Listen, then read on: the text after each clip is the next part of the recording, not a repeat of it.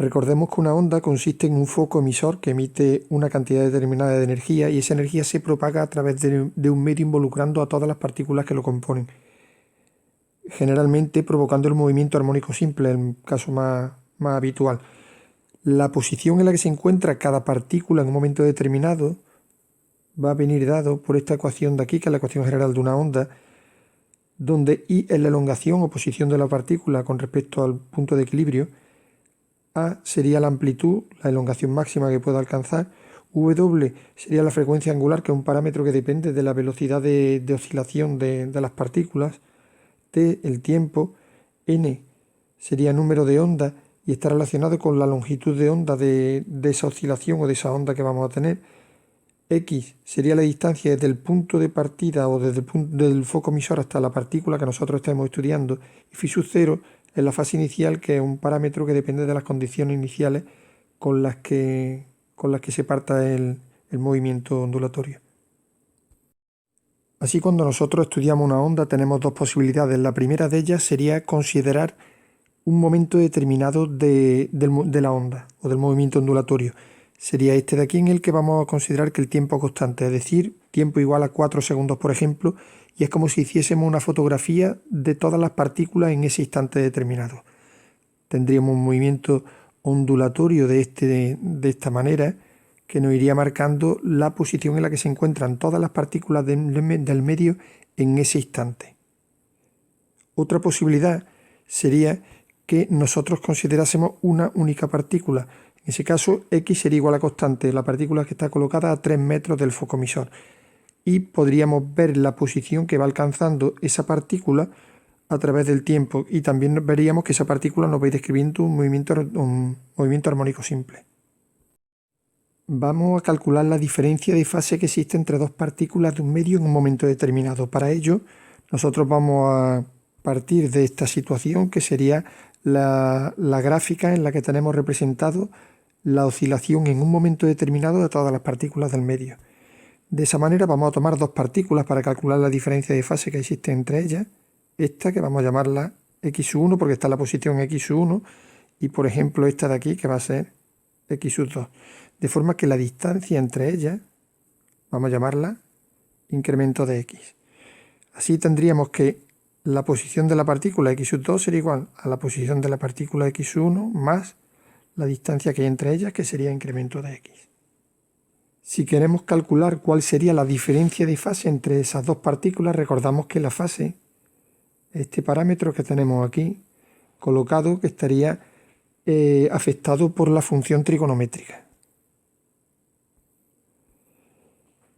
Y así tendríamos que la fase de la primera partícula, phi sub 1, sería igual a Wt menos K por x sub 1, que sería la posición de esa partícula, más phi sub 0.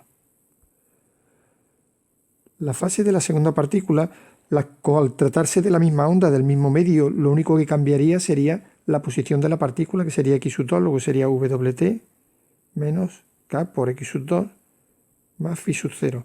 Sustituyendo x sub 2 por esta expresión que tenemos aquí, tendríamos que phi sub 2 sería igual a Wt menos K, donde pone x sub 2 pondremos x sub 1 más incremento de x más phi sub 0.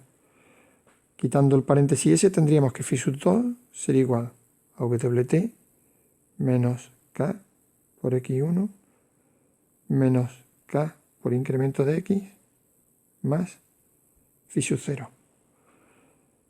De esa manera tendremos, por tanto, que esta sería la fase de la primera partícula y esta sería la fase de la segunda partícula.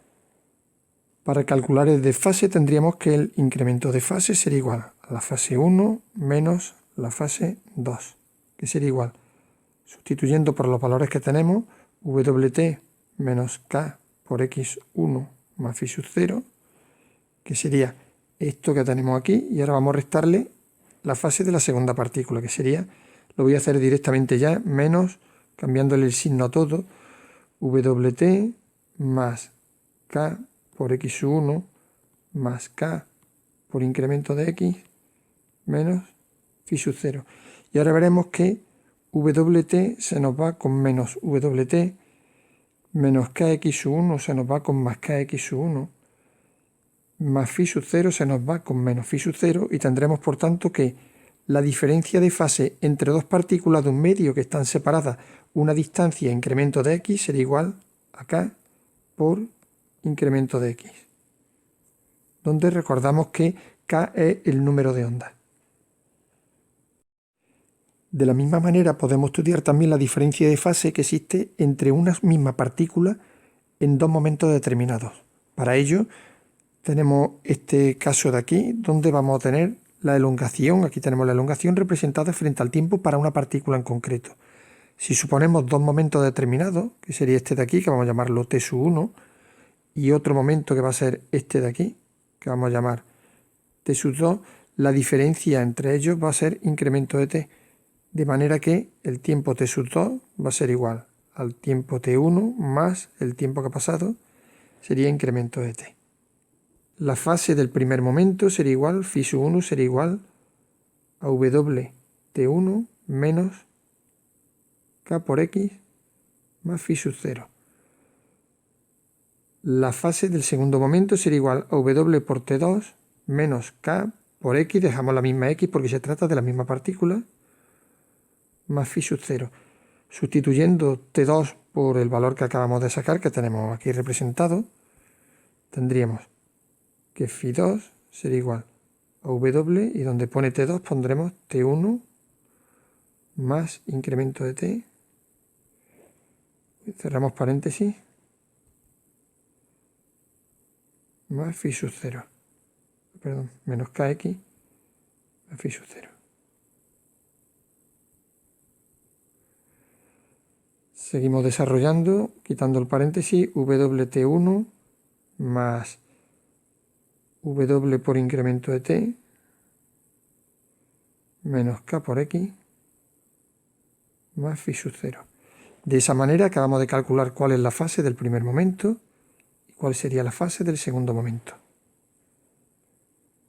Para calcular la diferencia de fase entre estos dos momentos, la diferencia de fase sería phi 2 menos phi 1, que sería igual phi 2, que sería WT1 más W por incremento de T menos K por X más phi sub 0 menos, y ahora esta fase de aquí, que la vamos a poner cambiándole el signo directamente, sería menos WT1 más K por X menos phi sub 0. Nuevamente, como pasaba antes, WT1 se nos va con WT1 menos KX más KX más phi sub 0 y menos phi sub 0, y entonces tendríamos que la diferencia de fase sería igual a W por el incremento de T, y esta sería la diferencia de fase que existe entre dos momentos de una misma partícula.